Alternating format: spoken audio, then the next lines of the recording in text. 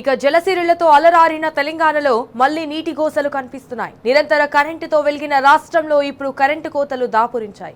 రైతుల పెంపు సెట్లకి కాదు, ఏకంగా రాష్ట్రంలోని ప్రాజెక్టులు ఎత్తిపోతలకు కూడా కరెంటు కోతలు తప్పడం లేదు.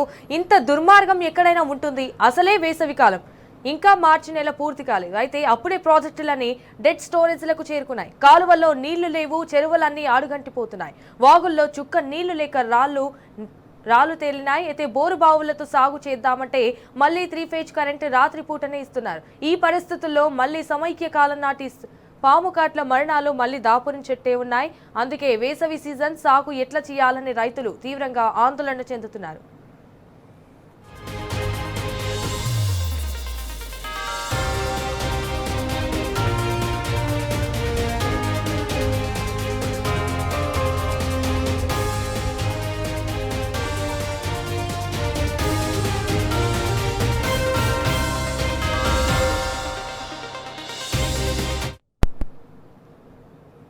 తెలంగాణలో కరెంటు కోతలు తీవ్ర రూపం దాల్చుతున్నాయి. వ్యవసాయ రంగానికి కేవలం 10 గంటలే కరెంటు ఇస్తామని విద్యుత్ శాఖ తేల్చి చెప్పింది. ఎత్తిపోతల ప్రాజెక్టుల పంపులను పగటిపూట మాత్రమే నడపాలని సూచించింది. ఇటు సోలార్ పవర్ ఉత్పత్తి అయ్యేటప్పుడు ప్రాజెక్టుల పంపులు ఆన్ చేయాలని ఇరిగేషన్ శాఖకు లేఖ రాసింది. ప్రభుత్వ నిర్ణయంతో రైతులు కుదేన చేస్తున్నారు. అసలు ప్రాజెక్టుల పంపులు నడపడానికి కరెంటు ఇవ్వకపోతే రైతుల పెంపసెట్లకు ఏమిస్తారని ఆందోళన చెందుతున్నారు. అసలు కేసీఆర్ హయాంలో నిరంతరాయంగా 24 గంటల కరెంటు సరఫరా చేస్తే ఇప్పుడు పరిస్థితి ఎందుకు ఇలా మారిందని అన్నదాతలైతే ప్రశ్నిస్తున్నారు.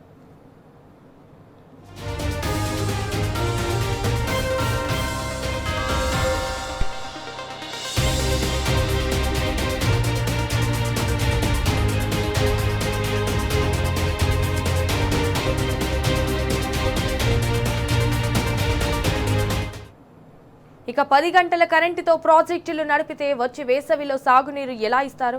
ఇప్పటికే సాగునీటి కష్టాలలో రైతులు తీవ్ర ఇబ్బందులు పడుతున్నారు. అయితే కొన్ని చోట్ల పంటలను కాపాడుకునేందుకు వాటర్ ట్యాంకర్లతో నీళ్లు పోస్తున్నారు. ఇటు తెలంగాణ కల్పతరువు కాళేశ్వరాన్ని ఎండబెట్టిన ఫలితమే ఇదని సాగునీటి రంగ నిపుణులు అయితే చెప్తున్నారు. తాజాగా మేడిగడ్డ రిపేర్లపై జాప్యాన్ని స్వయంగా ఎస్డీఎస్ఏ సైతం తప్పుపట్టింది. ఎస్డీఎస్ఏ నివేదిక ఇచ్చిన ఏడాది దాటినా ఇప్పటికీ మేడిగడ్డ బరాజు మరమ్మతులు పూర్తి కాలేదు. ఇంకా పరీక్షల పేరుతో ప్రభుత్వం కాలయాపన చేస్తున్నది. తెలంగాణ కల్పతరువు కాళేశ్వరాన్ని సద్వినియోగం చేసుకోకుండా రైతులను గోసపెడుతున్నది రేవంత్ సర్కార్. సరైన సమయంలో నీటిని ఎత్తిపోసి ఉంటే వేసవిలో ఈ పరిస్థితులు వచ్చేవి కావు. ప్రతిసారి బీఆర్ఎస్ పోరాటం చేస్తేనే ప్రభుత్వం కాళేశ్వరంలో నీటిని ఎత్తిపోస్తున్నది. వేసవికి ముందు ఒక ముందస్తు ప్రణాళిక లేదు. విద్యుత్ శాఖ, ఇరిగేషన్ శాఖ, వ్యవసాయ శాఖల మధ్య సమన్వయ లోపం కట్టొచ్చినట్టుగా కనిపిస్తున్నది. అందుకే ప్రాజెక్టులు అడుగంటాయి, చెరువులు నెర్రేలు వాడుతున్నాయి, కాలువల్లో ఇటు సుక్క నీరు కనిపిస్తలేదు. ఇదంతా సర్కారు నిర్లక్ష్యమే. అందుకే ఇది ముమ్మాటికి కాంగ్రెస్ తెచ్చిన కరువే అని కూడా రైతులు ఆగ్రహం వ్యక్తం చేస్తున్నారు.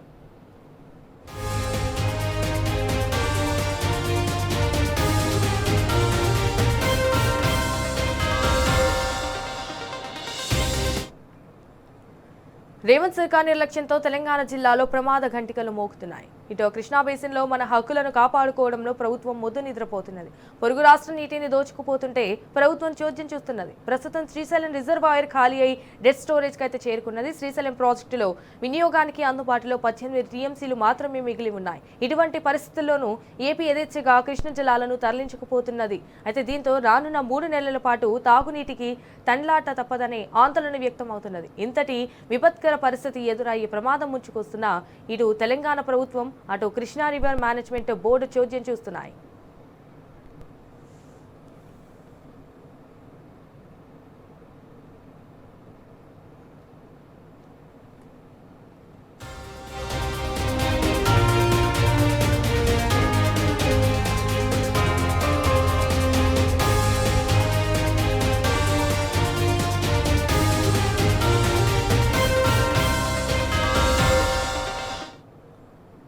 ఇన్ఫాక్ట్ అటు నాగార్జున సాగర్ రిజర్వాయర్లోనూ నికరంగా వినియోగించుకోవడానికి కేవలం 47 టీఎంసీల నీరు మాత్రమే అందుబాటులో ఉంది. సాగర్ ప్రాజెక్టు నుంచి 8.76 లక్షల ఆయకట్టు యాసంగిలో సాగవుతున్నది. లైవ్ టు తాయిబంది ప్రకారం ఏప్రిల్ 2 వారం కాలువలకు నీటిని విడుదల చేయాల్సి ఉన్నది. మరో 2 తడుల వరకు నీటిని అందించాలి. అందుకోసం దాదాపు 25 టీఎంసీలకు పైగా నీటి అవసరం ఉన్నది. వీటితో పాటు హైదరాబాద్, నాగార్జున సాగర్, హుజూర్ నగర్, మిర్యాలగూడ, కోదాడ, నల్గొండ, వైరా, ఖమ్మం, పాలేరు, సత్తుపల్లి నియోజకవర్గాల్లో తాగునీటి అవసరాలు తీర్చాల్సి ఉన్నది. ప్రస్తుతం ఉన్న పరిస్థితుల్లో రానున్న వేసవిలో తాగునీరు, సాగునీటి కష్టాలు తప్పేలా లేవు.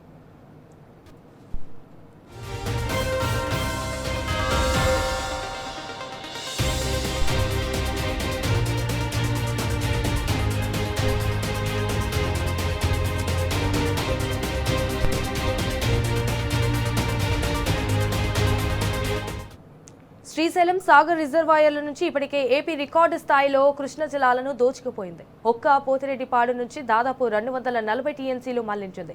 అయితే తెలంగాణలో రేవంత్ సర్కారు మొక్కుబడిగా లేఖలు రాయడం తప్ప ఎటువంటి ఒత్తిడి తేవడం లేదు. అయితే దీంతో అటు కేఆర్ఎంబీ సైతం పట్టించుకోవడం లేదు. ప్రస్తుతం అంతంత మాత్రంగా ఉన్న నీటి నిల్వలు మొత్తం కావాలని ఏపీ డిమాండ్ చేయడమే అందుకు నిదర్శనం. 2 రిజర్వాయర్లలో కలిపి ఈ నెల 10 నాటికి 78 టీఎంసీలు అందుబాటులో ఉన్నాయి. ఇందులో నుంచి 73 టీఎంసీలు తమకి కావాలని కూడా ఏపీ డిమాండ్ చేస్తూ కేఆర్ఎంబీకే ప్రతిపాదనలు పంపింది. ఏపీ ప్రతిపాదనలపై అభిప్రాయం చెప్పాలని తెలంగాణను కోరుతూ కేఆర్ఎంబీ లేఖ రాసింది. మరోవైపు బోర్డు ఆదేశాలు ఇవ్వకుండానే ఏపీ యథేచ్ఛగా నీటిని వినియోగించుకుంటున్నది.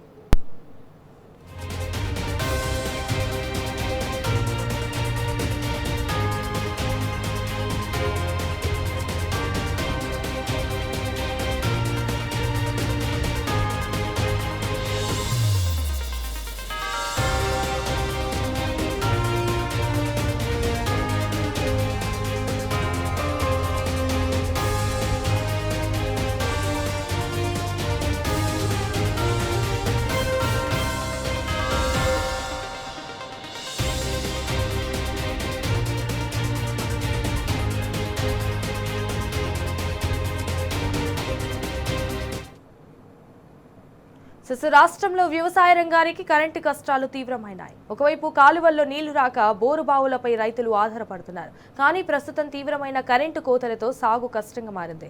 అసలు 3 ఫేజ్ కరెంటు ఎప్పుడు వస్తుందో ఎప్పుడు పోతుందో కూడా అర్థమైతలేదని రైతులు ఆగ్రహిస్తున్నారు. వోల్టేజ్ సమస్యలతో మోటార్లు, ట్రాన్స్ఫార్మర్లు కాలిపోతున్నాయి. అందుకే రైతులు సబ్స్టేషన్లను ముట్టడిస్తున్నారు. రేవంత్ సర్కారు తీరుపై నిరసన వ్యక్తం చేస్తున్నారు.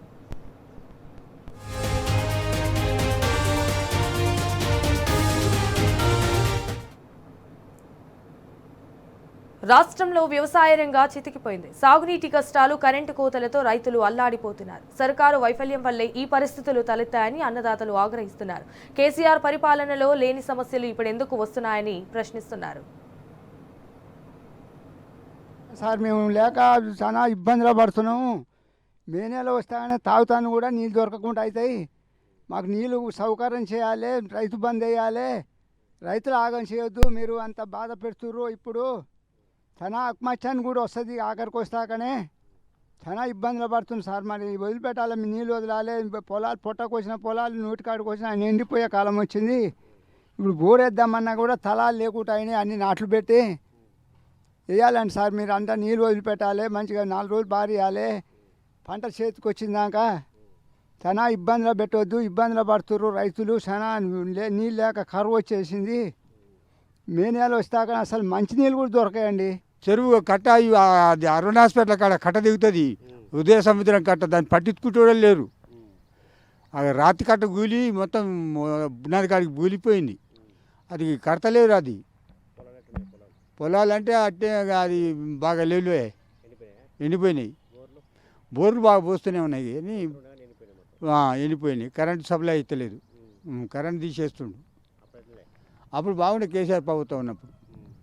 ఇప్పుడు అది ఈ ప్రభుత్వం వచ్చింది కథ ఏం లేకుండా ఎక్కడెక్కడ సున్నా చేస్తున్నాయి. రైతులకు ఇబ్బంది కాకుండా గొర్రెలకు మేత లేదు, నీళ్ళు అసలు పొలాలకు కరెంటు లేక పొలాలన్నీ ఎండిపోతున్నాయి. అవి ఎండిపోయి వాళ్ళ నీళ్ళు లేక ఇంట్లో చాలా ఇబ్బంది పడుతున్నారు రైతులు. కరెంటు ఎప్పుడు ఇస్తున్నారు ఎప్పుడు పోతుందో తెలుస్తలేదు. వీటికి ఇక మేత లేక కొంత మేము అక్కడిక్కడ తిప్పుతున్నాం. మేము నీళ్ళు లేక చాలా వరకు చెరువు గుంజింది. నీళ్ళు చాలా వరకు లోతుగా పోయినాయి. మోటార్లు ఎండిపోయినాయి. బోర్లు ఎండిపోయే మొత్తం పోస్తారు. ఆ కరెంటే ఇస్తారు కదా, బోర్లు ఎట్లా పోస్తాయిగా, ఇస్తలే కరెంటే ఇస్తలే కదా. అప్పుడు నోడు మంచిగానే ఉంది. ఆ కేసీఆర్ అన్నప్పుడు రైతు బంధు అనేది అన్నిటికీ రైతులకైతే మంచిగా ఆదుకుండు. ఈ మరీ ఇప్పుడు ఇంత ఘోరం పిండి బస్తాలు రాక లైన్లు కట్టడం. ఇప్పుడు మాది ఆడ పొలం, ఇక్కడ చెరుకు ఇంత పొలం ఉంది కానీ అరెకరం పొలానికి పిండి బస్తాలు దొరకని ఇబ్బంది అవుతుంది లైన్ కట్టాలంటే. ఇటు అటు పోతే ఇటు కాడట్లేదు, ఇటు పోతే అటు కట్టలేదు, చాలా ఇబ్బంది అవుతుంది. ఇంకా అది ఎంత లాస్ అని పెట్టుబడి మొత్తం ఇప్పుడు లాసే కదా సార్. అది ఏం తీరా నీళ్ళు తాగే టైంకి వచ్చి ఖరాబ్ అయిపోయాయి, ఎటు కాకుండా అయిపోలేదు. ఇప్పుడు అది మరి ఇంత ఘోరంగా చేస్తాడు అనుకోలే. ఇక సాగునీరు లేక ఎండిపోతున్న పంట పొలాలను కాపాడుకునేందుకు భగీరథ ప్రయత్నం చేస్తున్నారు నల్లగొండ రైతులు. వాటర్ ట్యాంకర్లతో పొలాలకు నీటిని అందిస్తూ నానా అవస్థలు పడుతున్నారు. నీరు లేక పచ్చని పంటలు నిలువులా ఎండిపోతున్నాయని ఆవేదన చెందుతున్నారు. అయితే మునుగోడు మండలం కల్వలపల్లి, పులిపలుపుల గ్రామాల్లో రైతులు వాటర్ ట్యాంకర్లతో నీటిని అందిస్తూ ఆర్థికంగా చితికిపోతున్నారు. దీనిపై మరింత సమాచారాన్ని మా ప్రతినిధి రాము అందిస్తారు.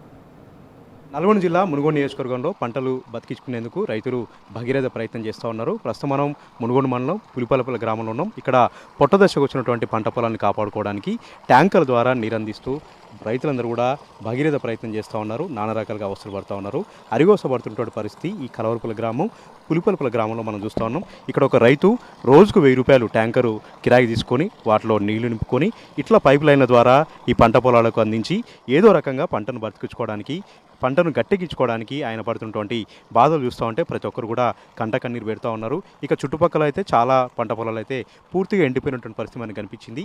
ఈ ఒక్క పులిపల గ్రామంలోనే 1000 ఎకరాలు కూడా ఎక్కడికక్కడ ఎండిపోయింది. ఈ చుట్టుపక్కల 10 ఊర్లలో దాదాపు 10,000 ఎకరాలు ఎక్కడికక్కడ కూడా ఎండిపోతూ ఉన్నాయి. పక్కన ఉన్నటువంటి ఉదయ సముద్రం బ్రాహ్మణులను ప్రయత్నించి కాలువలు తీశారు.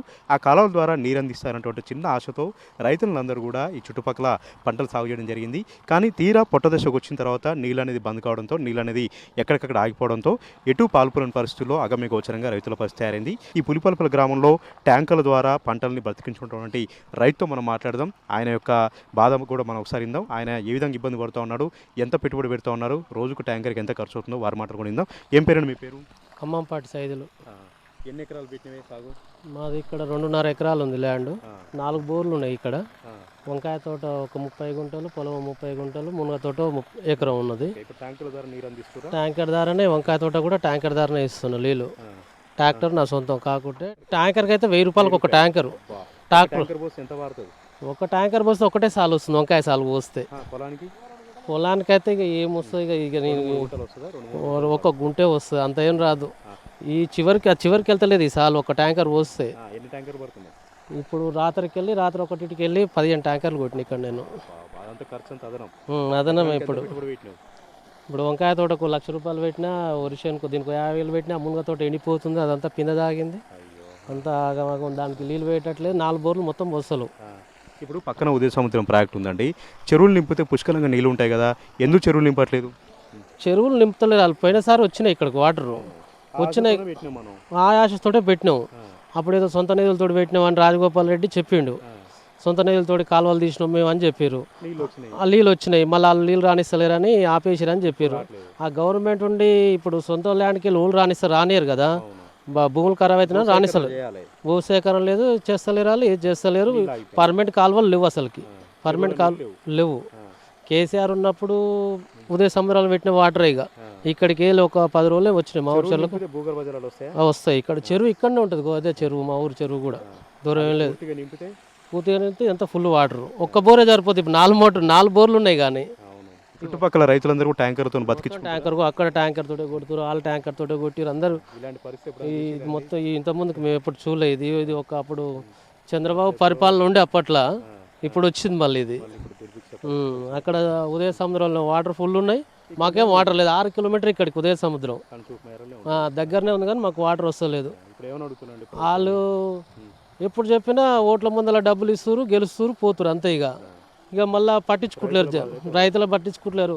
ఆడిపోతాడు ఊకనే ఫోటోలు మన సోషల్ మీడియాకు ఇచ్చి సార్లకు ఫోన్ చేసి ఇక్కడ 200 ఎకరాలు ఎండిపోతాయి, ఎమ్మటే వాటర్ వదలాలని చెప్తాడు, అంతే. దాని కార్యకర్తలు మొత్తం ఇక గ్రూప్లలో పెడతారు, సోషల్ మీడియా ఫుల్ వైరల్ చేస్తారు దాన్ని. ఇక 10 రోజులు చేస్తారు, మళ్ళీ ఎక్కడ పోతారో జాలేరు. మరొక మహిళా రైతు కూడా ఉన్నారు. అమ్మ, ఇన్ని బాధలు పడుతున్నారమ్మా పంట పొలాలు కాపాడుకోవడానికి. ఇలాంటి పరిస్థితి ఎప్పుడైనా చూసినావమ్మా? ఎందుకు ఈ బాధ?